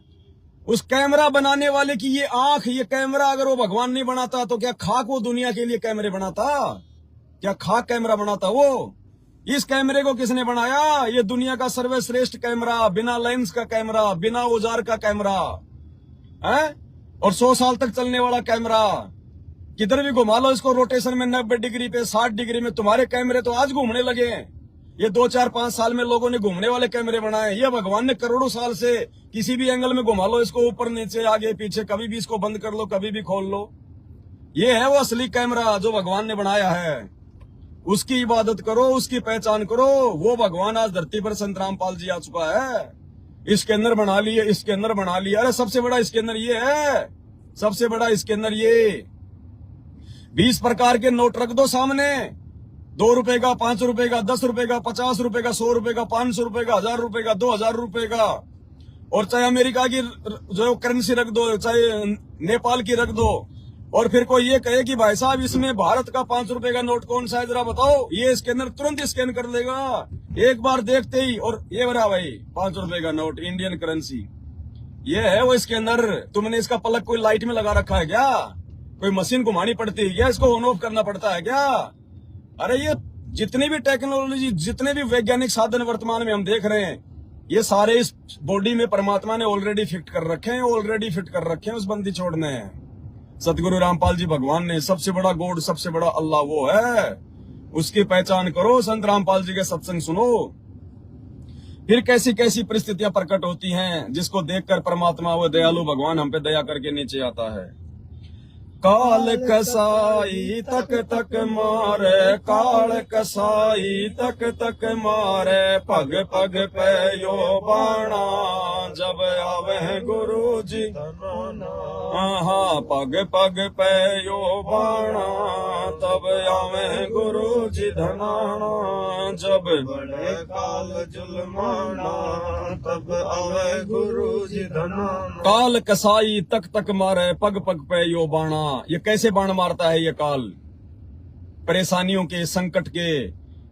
आज आप पढ़ लिए लिख लिए, बेटा आपका डॉक्टर बन गया, गांव में कोठी बना ली, बाप गांव में फूला नहीं समाता, मेरा छोरा डॉक्टर, गांव में सबसे बड़ी कोठी। और फिर ये बाण कैसे मारता है? अगले दिन पता चला कि फलाने का जो छोरा डॉक्टर लग रहा था वो एक्सीडेंट में मारा गया। अब जिसका बाप अपने बेटे के ऊपर, उसकी नौकरी के ऊपर बिना भक्ति और भगवान के फूला फिर रहा था ना, अब उस बाप को अगले साल दिवाली के टाइम पे उस कोठी में जो है पुताई करने वाले के लिए पैसे भी नहीं होते, वो लाइट का उसको बिल भरने के लिए पैसे भी नहीं मिलते। फिर उसको वो लिमिट की लाइट जलाता है कि ये 2 वाट का जला लो, 20 वाट का जलाएंगे बिल ज्यादा आएगा। वो एसी आसी बंद हो जाती है फिर उसकी, जो केवल अपने बेटे के ऊपर फूल रहा था, बेटे की नौकरी पे फूल रहा था, भक्ति भगवान को जो भूल चुका था। तो कहते हैं ये काल ऐसे, ये पग पग पे ये बाणा मारता है ऐसे। कल परसों परमात्मा एक सत्संग में बता रहे थे कि एक माई थी, उसकी बेटी थी, नाम नहीं ले रखा था, बहुत ही सुंदर उसका जो मतलब पोता था, वो पोता आया हुआ था, बेटी उसके घर पे आई हुई थी। वो दोनों माँ बेटी आपस में बातचीत कर रही थी दूसरे कमरे में। वो बेटा खेलता खेलता कहीं और चला गया साइड में, वहां पे वो कोई पंखा वंखा चल रहा था, उसमें वो लगा रखे थे तार, नंगे तार थे वो, ऐसे उसमें ठूस रखे थे पलक में। उस बच्चे ने वो तार निकाल कर अपने मुंह में ले लिया। उसी समय वो बच्चा मर गया। 1 घंटे बाद उन्होंने देखा कि बेटा कहाँ गया, देखा तो वहां पे मरा पड़ा है। तो कहते हैं ऐसे ये काल फिर ये पग पग पे यो तक तक मारे बाणा, ये ऐसे दुखी करता है। टक्कर मार मार के रो रहे फिर वो माँ और वो बेटी। तो कहते हैं बिना भगवान की भक्ति की बे या कोई ठोर ठिकाना नहीं है। बिन साहिब की बंदगी कहीं ठोर ठिकाना ना है। ये काल कब मार दे, कब एक्सीडेंट कर दे, कब ये कोई आपत्ति कर दे। और जब हम उस असली भगवान सतगुरु रामपाल जी भगवान, जिसका फुरमान इस काल के ऊपर भी चलता है, जो सबसे समर्थ है, जब हम उस कबीर भगवान की शरण में आ जाते हैं, उससे नाम दीक्षा ले लेते हैं, उसकी मर्यादा में रह के भक्ति करते हैं, तो कहते हैं फिर ये काल तुम्हारे पैर पे बाण नहीं मार सकता, ये तुम्हें परेशान नहीं कर सकता। ये काल 20 कदम दूर रहेगा। जैसे शेर भोजन कर रहा है तो गीदड़ जो है 20 मीटर दूर खड़ा खड़ा देखता है। तो ये जो कबीर भगवान है, सतगुरु रामपाल जी भगवान, इनको समझो शेर और काल को समझो गीदड़ कुत्ता। ये दूर बैठा रहता है। संत रामपाल जी के भक्तों को दुखी नहीं कर सकता, ये अकाल मौत नहीं मार सकता। संत रामपाल जी के भक्तों को एक्सीडेंट में नहीं मार सकता। संत रामपाल जी का भगत किसी बहुत भयंकर बीमारी से हॉस्पिटल में नहीं मरेगा। संत रामपाल जी का भगत कोई लड़ाई झगड़े में नहीं मरेगा। संत रामपाल जी का भगत कोई प्राकृतिक आपदा में नहीं मरेगा। संत रामपाल जी के भगत को कोई युद्ध नहीं मार सकता, महायुद्ध नहीं मार सकता, कोई वायरस नहीं मार सकता, कोई बीमारी नहीं मार सकती, कोई बाढ़ भूकंप पे नहीं मर सकता, वो पानी में नहीं मर सकता, समुद्र में नहीं मर सकता, आसमान से गिर जाए तो नहीं मर सकता। अगर मर्यादा में है तो भगवान नीचे यूं कर लेगा अपने बच्चे के। जैसे भगत प्रहलाद को त्रेता युग में पहाड़ से नीचे गिराया गया, नीचे भगवान ने फूल बिछा दिए अपने भगत के लिए, फूलों पे गिरा, चोट नहीं आई। उसकी बहन हिरण्यकश्यप की बहन प्रहलाद की बुआ होलिका उसको आग में जलाने लगी। भगवान ने होलिका की चादर निकाल के और भगत प्रहलाद के ऊपर डाल दी। ऐसे रक्षा करता है भगवान अपने बच्चे की। दामोदर सेठ को परमात्मा ने पानी में बचाया जब उसकी नाव डूबने वाली थी। दामोदर सेठ के होवे थे आकाश, अर्ज करी डूबता देख जहाज। दामोदर सेठ के होवे थे आकाश, अर्ज करी डूबता देख लाज मेरी रखियो गरीब नवाज, समुद्र से पार लगाने वाले। लाज मेरी रखियो गरीब निवाज, समुद्र से पार लगाने वाले। धन धन सतगुरु सत कबीर, भगत की पीर मिटाने वाले। धन धन सतगुरु सत कबीर, भगत की पीर मिटाने वाले। भगत की पीर मिटाने वाले, भगत की पीर मिटाने वाले। भगत की पीर मिटाने वाले, भगत की पीड़ मिटाने वाले। धन धन सतगुरु सत कबीर, भगत की पीड़े। धन धन सतगुरु सत कबीर, भगत की पीड़ मिटाने वाले। तो ये सतगुरु रामपाल जी भगवान भगत वत्सल भगवान है। ये अपने भक्तों की हर प्रकार की पीड़ा को मिटाते हैं। परमात्मा कहते हैं अंत काल जब तू चले अकेला, तेरे आंसू नैन ढलकी और कहे कबीर सर। कहते हैं अंत समय जब तू चले अकेला, तेरे आंसू नैन ढलकी और कहे कबीर शरण गह मेरी, हो रक्षा जल थल की। तो सतगुरु रामपाल जी भगवान अपने भक्तों को, जो मर्यादित हैं, जो साध संगति से जुड़े हुए हैं, जो किसी भी प्रकार के पाखंड में आज वर्तमान में मैनेजमेंट के साथ मिलकर, उन फर्जी सतलोक आश्रम वालों से मिलकर, गुरुदेव के कलयुगी परिवार वालों से मिलकर जो मर्यादा नहीं तोड़ रहे हैं, ज्ञान आधार से भक्ति कर रहे हैं, कहीं भी भटकते नहीं भगवान के लिए, मौकों कहाँ ढूंढे रे बंदे मैं तो तेरे पास में, ऐसी आत्माओं की परमात्मा समय आने पर मदद करेगा। चाहे कुछ भी यत्न करना पड़े परमात्मा को। कहते हैं गोता मारूं स्वर्ग में, जा बैठूं पाताल, गरीब दास ढूंढता फिरूं अपने हीरे मोती। और कहते हैं पहुंचूंगा क्षण एक में जन अपने के काज, हिरणा कुश उधर उदारिया, नरसिंह जू धर ले साज। तो अपनी विशेष आत्माओं का, अपनी मर्यादित आत्माओं का भगवान इस प्रकार से मदद करता है। और आज 8 साल हो चुकी है साध संगतियों को, 8 साल साध संगत में अगर एक भी भगत का अगर उंगली का नाखून भी उतरा हो तो बता दो, जबकि लाखों की संख्या में भगत है साध संगति में, लाखों की संख्या में। और उधर उन फर्जी सतलोक आश्रमों में जाने वाले संत रामपाल जी के काल प्रेरित कलयुगी परिवार के पीछे आंख बंद करके चलने वाले, गंदी राजनीति करने वाले, स्टेडियम में पैसा देने वाले, ज्योति पाठ का पैसा देने वाले, गंदी राजनीति करने वाले, आज उनकी दुर्गतियां हो रही है, दुर्गतियां। भाई और बहनों, ऐसे ऐसे समाचार आते हैं कि आश्रम में रमेणी हो रही थी, रमेणी करके जैसे लड़का भंडारे में खाना खाने गया वहीं मर गया, भंडारे में मर गया वो उस लड़की को, और वो जो है विधवा कर गया। क्यों? कहां बैठा है फिर भगवान? भगवान तो है, लेकिन तुम भगवान के अनुसार कहां चल रहे हो? तुम तो भगवान के कलयुगी परिवार के पीछे चल रहे हो। भगवान ने जो धर्म कर्म बताया, जो ज्ञान दिया, जो नियम मर्यादा बताया, उनको तोड़ के चल रहे हो। तो भैया यहाँ तो एक डॉक्टर के अगर तुम परहेज तोड़ दोगे तो तुम अपना इलाज नहीं करवा सकते, और भगवान के नियम तोड़ के तुम सतलोक जाने की सोच रहे हो, जिंदगी में नहीं जा सकते। फिर क्या बताया भगवान ने आगे? पंथ बारवा गरीब दास का, पंथ बारवा गरीब दास का, सतगुरु का वचन निभाना, जब आवे गुरु जी धनाना। सतगुरु का वचन निभाना, जब आवे गुरु जी धनाना। जब बढ़े काल जुलमाना, जब आवे गुरु जी धनाना। जब बढ़े काल जुलमाना, तब आवे गुरु जी धनाना। क्या बताया मालिक ने? पंथ बारवा गरीब दास का, सतगुरु का वचन निभाना। 650 साल पहले इस कबीर परमात्मा सतगुरु रामपाल जी भगवान ने आदरणीय भगत श्री धर्मदास जी को बता दिया था कि धर्मदास, उस कलयुग की पिछली पीढ़ी में मैं खुद जाऊंगा जब 12वां पंथ गरीबदास का चल पड़ा होगा। वो वचन दिया था सतगुरु ने धर्मदास को। कबीर सागर में लिखा हुआ है, 5000 और 500 जब कलयुग बीत जाए, महापुरुष फरमान तब जग तारण को आए। तो परमेश्वर ने वचन दिया था, उस वचन को निभाते हुए आज वो दीनदयाल कबीर भगवान स्वयं सतगुरु रामपाल जी के रूप में आदरणीय गरीबदास जी महाराज जी के 12वें पंथ में 17 फरवरी 1988 को लीलामय तरीके से आप और हमारे जैसे 2 कोटि के जीव को आदरणीय रामदेवानंद जी को अपना मुंह बोला गुरु बना के, जैसे 650 साल पहले उस कबीर भगवान ने आदरणीय रामानंद पंडित जी को अपना मुंह बोला गुरु बनाया था, दिखावे में गुरु शिष्य परंपरा का निर्वाह करते हुए, गुरु शिष्य परंपरा को बनाए रखने के लिए। वैसे ही परमात्मा ने आज वो लीला करी है। आज वही कबीर परमात्मा सतगुरु रामपाल जी भगवान 17 फरवरी 1988 को आदरणीय रामदेवानंद जी को अपना मुंह बोला गुरु बनाकर उन्होंने 12वें पंथ में प्रवेश किया, एंट्री की। तो परमेश्वर ने वो वचन निभाया कि 12वें पंथ हम ही चलावें और सब पंथों को मिटा के एक पंथ चलावें। तो आज साक्षात तो कबीर भगवान संत रामपाल जी के रूप में प्रकट हो चुका है। आगे क्या कहते हैं? सतगुरु दिल्ली मंडल आके, सतगुरु दिल्ली मंडल आके, मेट जम का तलबाना, जब आवे गुरु जी धनाना। मेट जम का तलबाना, जब आवे गुरु जी धनाना। जब बढ़े काल जुलमाना, तब आवे गुरु जी धनाना।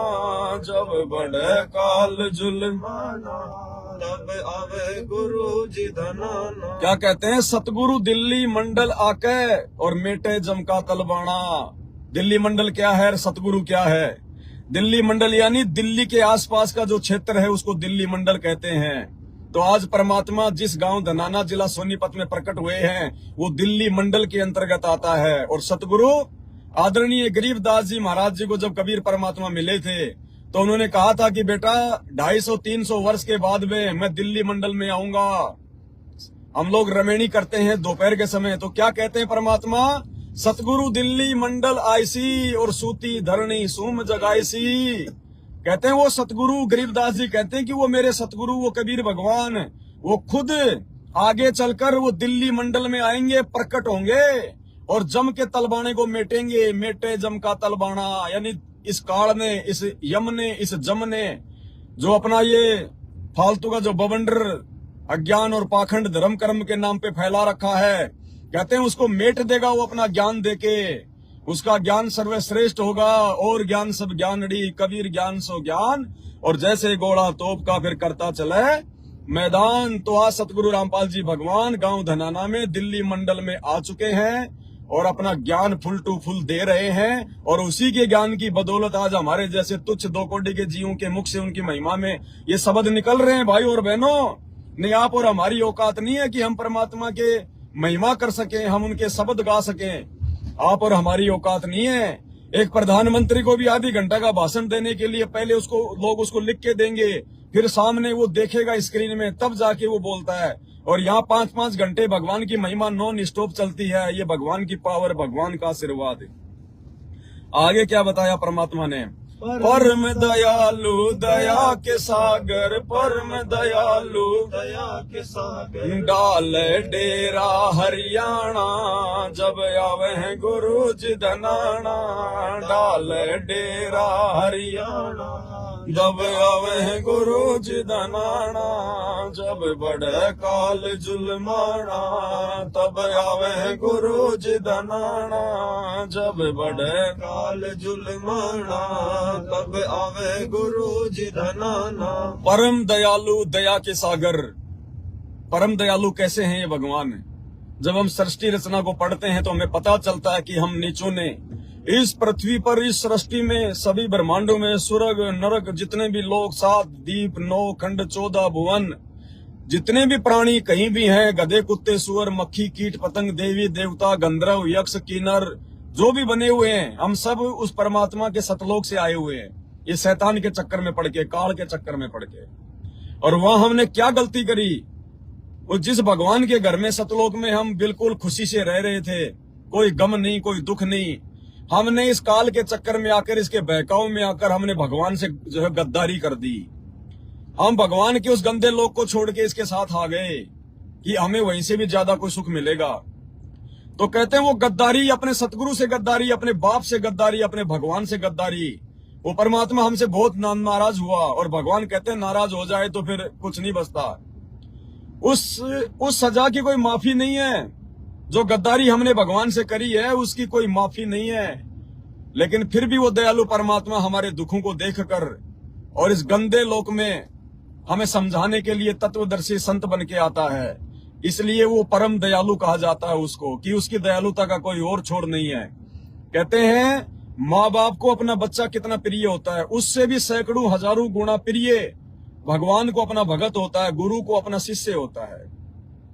इसलिए सतगुरु रामपाल जी भगवान को ये परम दयालु की उपाधि दी जाती है, और कोई अधिकारी नहीं है सृष्टि में ये परम दयालु की उपाधि का। परम दयालु दया के सागर, ये दया कर दी हमारे ऊपर भगवान ने दया कर दी, जो नाम दे दिया। नहीं तो अगले जन्म में गधे कुत्ते सुअर बनते, इससे बड़ी दया और क्या होगी। दया कर दी भगवान ने, नामदान की दया कर दी, अपने शरण में लेने की दया कर दी। परम दयालु दया के सागर, डाले डेरा हरियाणा। इस भगवान ने हरियाणा में आके अपना डेरा डाल दिया। जैसे लोहार वगैरह होते हैं, किसी गांव में आके अपना डेरा डाल देते हैं। डेरा डालने का मतलब है, पहले कहते भाई गोरखनाथ ने वहां पे डेरा डाल दिया गांव के बाहर। डेरा डालना मतलब अपनी जगह बना ली, अपना स्थान बना लिया, भगवान वहां पे आके जो है प्रकट हो गया, उसको कहते हैं डेरा डालना। तो कहते हैं परम दयालु दया के सागर, डेरा डाले हरियाणा। उत्तर दक्षिण पूर्व पश्चिम क्यों फिरदा दाने दाने नो, सर्व कला सतगुरु साहिब की हरि आए हरियाणे नो। तो आज वो भगवान कबीर भगवान ने 8 सितंबर 1951 को अपना लीलामय रूप से गांव धनाना, जिला सोनीपत, हरियाणा में अपना डेरा डाल लिया, अपना डंडा गाड़ लिया परमात्मा ने। और समय अनुसार फिर परमेश्वर ने 1994 से गांव गांव जाकर अपनी आत्माओं को जगाना शुरू कर दिया। हम सोई हुई आत्माओं को, सतलोक को भूल चुकी आत्माओं को जगाना शुरू कर दिया, अपने शरण में लेके भक्ति दे दी हमें भगवान ने। हिंदू भी उसी भगवान के बच्चे, मुसलमान भी उसी भगवान के बच्चे, गधा भी उसी भगवान का बच्चा, कुत्ता भी उसी भगवान का बच्चा। लेकिन उन गधे कुत्ते का दुर्भाग्य कि आज उनको मनुष्य योनि प्राप्त नहीं है, और जिनको मनुष्य योनि प्राप्त है उनका दुर्भाग्य कि वो संत रामपाल जी के सत्संग ना सुन के वापस कुत्ते की योनि में जाने की तरफ बढ़ रहे हैं। फिर क्या बताया भगवान ने? साध संगत थन भोग लगावे, साध संगत थन भोग लगावे, दिन रात करे गुण गाना, जब आवे गुरु जी धनाना। दिन रात करे गुण गाना, जब आवे गुरु जी धनाना। जब बढ़े काल जुल्माना, जब आवे गुरु जी धनाना। जब बढ़े काल जुल्माना, जब आवे हैं गुरु जी। साध संगत तन भोग लगावे, और दिन रात करे गुणगाना। ये भी एक परमात्मा का विधान है, एक नियम है। इस कलयुग की पिछली पीढ़ी में जब भगवान आते हैं भारतवर्ष की पावन भूमि पे, तो उसी समय इस परमात्मा की पहचान करके सतगुरु रूप में, इससे पहले इस कबीर भगवान को कोई नहीं पहचान पाता है। केवल अपने जैसा इंसान मान के रखते हैं, कोई साधु संत महात्मा मान के रखता है, कोई अपना गुरुजी मान लेता है, लेकिन भगवान नहीं मानते, अल्लाह नहीं मानते, परमात्मा नहीं मानते। क्यों? क्योंकि उस समय हमें धर्म कर्म और शास्त्रों की पूरी जानकारी नहीं होती है। हम लोग जो पढ़े लिखे नहीं होते हैं, शास्त्रों को नहीं देख पाते हैं। उस समय ये टीवी, रेडियो, मोबाइल, इंटरनेट, गाड़ी घोड़े नहीं होते, इसलिए हम भगत भाई बहनों से आपस में ज्यादातर हम लोग मिल नहीं पाते। सतगुरु के सत्संग सुनने हम बार बार नहीं जा सकते। साल 6 महीने में कभी हमारे को सत्संग नसीब होते थे। तो बिना ज्ञान के हम लोग भगवान की पहचान नहीं कर पाते। लेकिन इस कलयुग की पिछली पीढ़ी में परमात्मा मेहर करता है, हमें ये विज्ञान देता है, टेक्नोलॉजी देता है, टेप, रेडियो, मोबाइल, गाड़ी घोड़े आने जाने के लिए, 24 घंटे मोबाइल सुनने के लिए। तो ये जो साध संगति जो होती है, ये भगवान पिछली पीढ़ी में शुरू करवाता अपने विशेष आशीर्वाद से, और साध संगति के माध्यम से ही हमारे को भगवान की पहचान होती है। और आपने असुर निकंदन रमणी के लास्ट में पढ़ा होगा, सतगुरु दिल्ली मंडल आयसी, सूती धरणी सुम जगाईसी, काग भूषण छत्तर के आगे, गंधर्व करते चलत है रागे। फिर परमात्मा ने बताया कि इस कलयुग की पिछली पीढ़ी में काग भूषण की आत्मा भी आती है, वो भगवान का भगत बनता है। काग भूषण कोई एक ही नहीं है, भ्रमित मत हो जाना कि गुरुजी तो कह रहे हैं कि अभी वो ऊपर बैठा हुआ है। अरे भाई, जिस समय इंद्र मार्कंडे ऋषि के पास में गया और मार्कंडे ऋषि कह रहा था कि महाराज ये चींटियों को इतनी गौर से क्या देख रहे हो, तो मार्कंडे बोला, इंद्र, इनमें एक चींटी ऐसी है जो केवल एक बार ही इंद्र रह चुकी है, बाकी तो कोई 1000 बार इंद्र रह चुकी है, कोई 100 बार इंद्र रह चुकी है। इंद्र के तो पसीने आ गए, बोले महाराज चींटी और इंद्र? बोले हाँ भाई, इंद्र मरने के बाद 84 लाख योनि में जाता मेरा वीर। ये भी पहले इंद्र थी, ब्रह्मा विष्णु महेश थी, राजा महाराजा थी, आज ये अपना कर्म भोग रही है बिना सतगुरु की शरण के। तो इसी प्रकार भाई और बहनों, वो जो इंद्र बनी हुई चींटी तो नीचे घूम रही थी, तो फिर वो इंद्र कौन था जो मार्कंडे ऋषि के पास में था? तो ना जाने कितने मार्कंडे घूम रहे हैं, कितनी आत्माएं घूम रही हैं। तो इसी प्रकार ना जाने परमात्मा हर युग में आके कितने आत्माओं को जो है नाम देता है, और हर युग में एक जो है, क्या नाम था, एक कागभूषण उसकी शरण में आता है हर युग में। जैसे परमात्मा ने क्या बताया, 30 कोटि रामा अवतारी, सीता संग रहती नारी। मालिक कहते हैं 30 करोड़ तेरे राम हो जालिए, जीत जीत के जंग ने। यानी 30 करोड़ तो राम के अवतार हो चुके हैं, ये राम आ चुके हैं। तो वो ही आत्मा थोड़ी आती बार बार, नहीं, आत्मा चेंज होती रहती है, बाकी वो नाम वो ही रहता है। भगवान ने 4 युगों की 4 डीवीडी बना रखी है। सतयुग आता है तो भगवान सतयुग की डीवीडी लगा देता है, त्रेता आता है तो जो है त्रेता की डीवीडी लगा देता है, जब कलयुग आता है तो कलयुग की डीवीडी लगा देता है, द्वापर में द्वापर वाली लगा देता है। आत्माएं चेंज होती रहती हैं और नई आत्माएं उन पदों पे आती रहती हैं।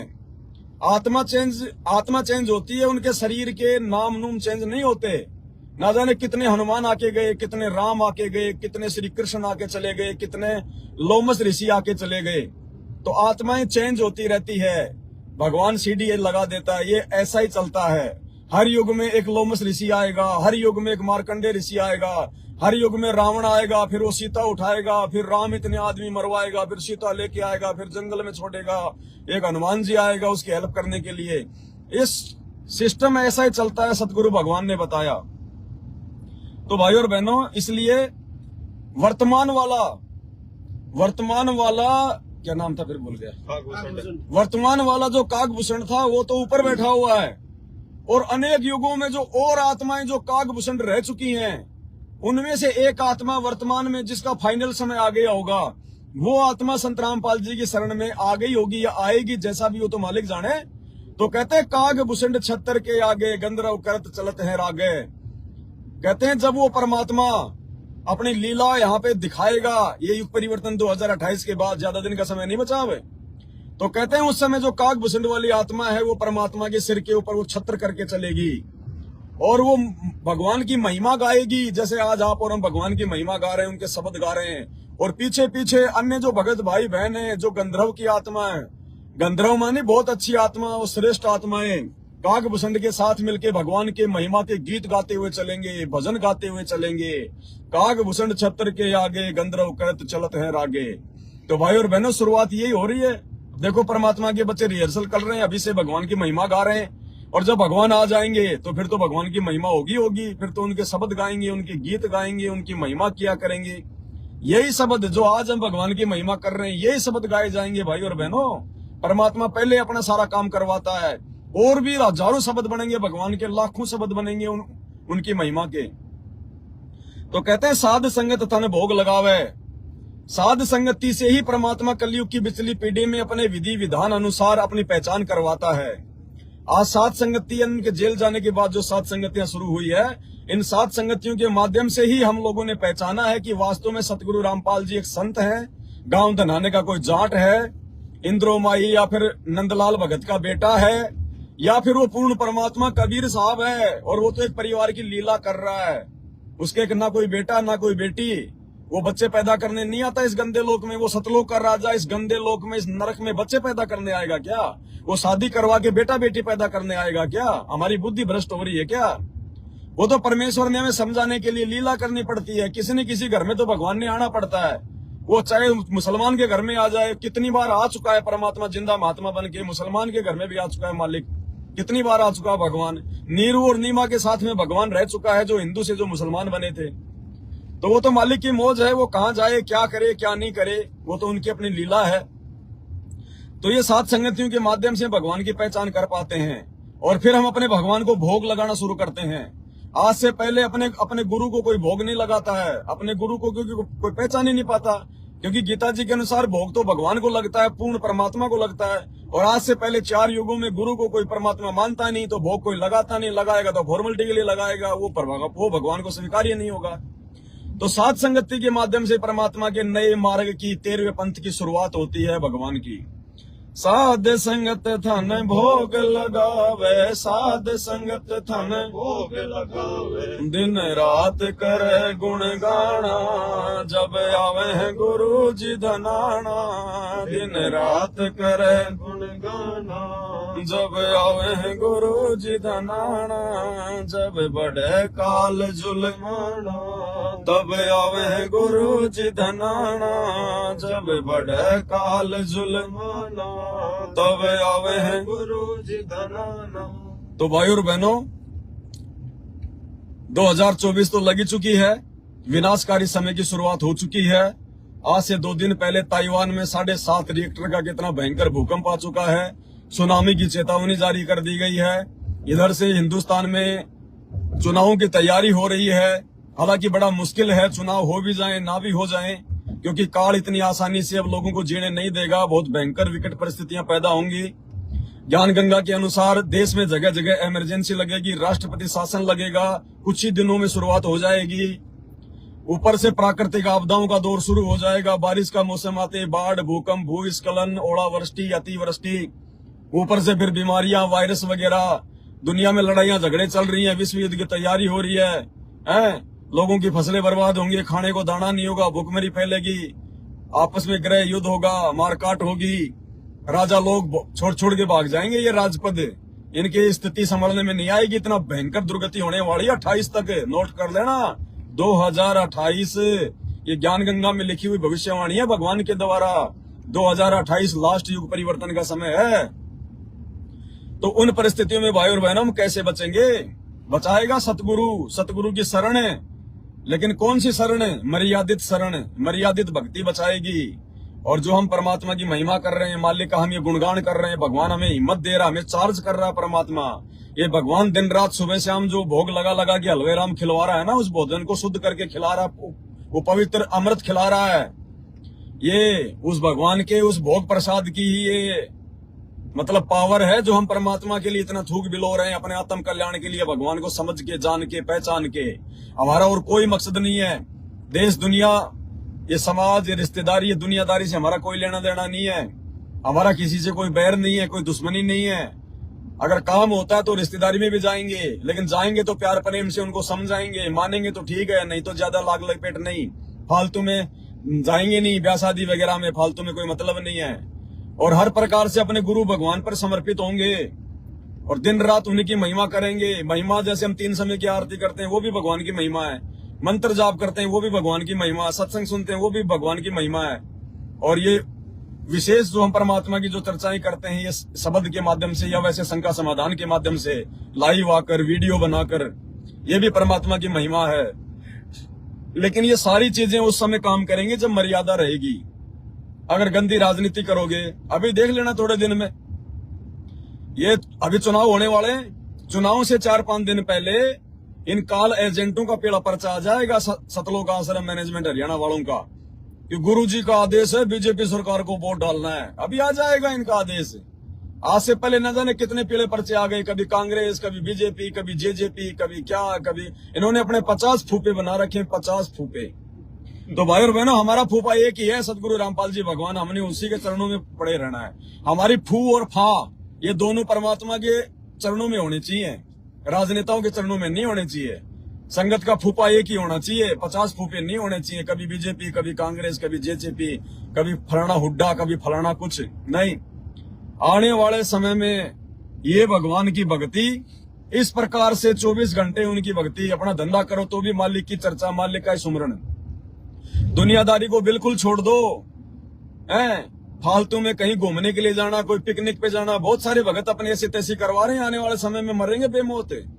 कोई अपनी नई नई रमेनी कर रहा है, नई नई शादी कर रहा है, नाम भी ले रखा है, कभी मनाली घूमने जा रहा है, कभी जो है शिमला घूमने जा रहा है, कभी और जा रहा है। कोई भगत, अरे वो कबीर मठ देख के आएंगे, वो कबीर चौरा देख के आएंगे, चलो मगर चलते हैं, घूम के आते हैं। तुम्हारा बाप बैठा है मगर में, वो कबीर मठ में तुम्हारा बाप बैठा है वहां पे, अभी वो धंधा शुरू हो रखा है वहां पे।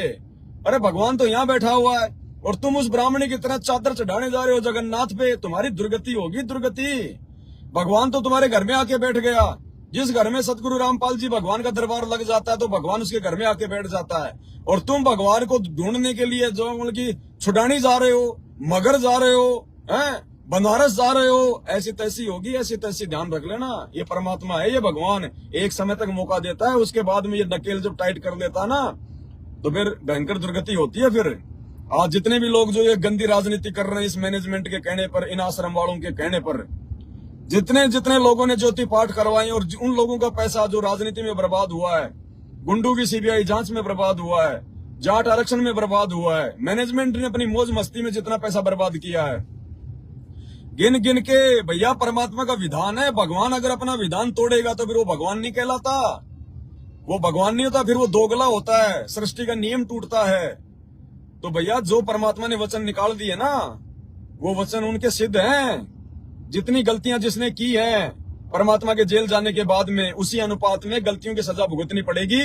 और तुम तो भुगत रहे हो भैया। वो धनाना आश्रम पूरा बना नहीं, उससे पहले तो 3 मर गए वहां पे ट्रैक्टर ट्रॉली के नीचे दब के सेवा करते करते। क्यों? भगवान सो रहा था क्या? भगवान अंधा है क्या? भगवान को मालूम नहीं था क्या? लेकिन भगवान क्या करे जब भगवान की आंखों के सामने, जब भगवान के सामने तुम उसकी नहीं मान रहे। भगवान की मानने का मतलब है भगवान ने हमें अपना ज्ञान दे दिया, सत्संग दे दिए, नियम दे दिए। अब जब तुम उनके सत्संग ढंग से सुन नहीं रहे, सुनते हो तो तुम उस पर चलते नहीं, अमल नहीं करते, भगवान का कोई वचन नहीं मानते, कोई मर्यादा नहीं निभा रहे।